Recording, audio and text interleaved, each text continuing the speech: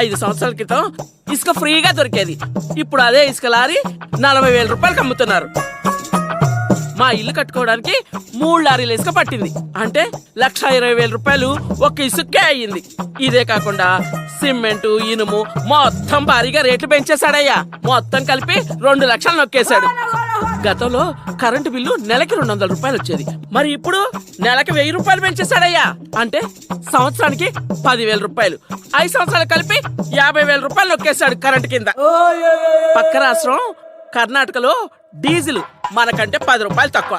మా ఆయన ఆటోకి రోజుకి 10 లీటర్ల డీజిల్ పడుతుంది. అంటే రోజుకి 100 రూపాయలు, నెలకి 3,000 రూపాయలు, సంవత్సరానికి 36,000 రూపాయలు. అంటే 5 ఏళ్ళకి కలిపి 1,80,000 రూపాయలు నొక్కేశాడయ్యా మళ్ళీ డీజిల్ కి. ఇదిగో నిత్యావసర ధరలు ఆకాశానికి ఎత్తేసాడయ్యా. బస్ ఛార్జీలు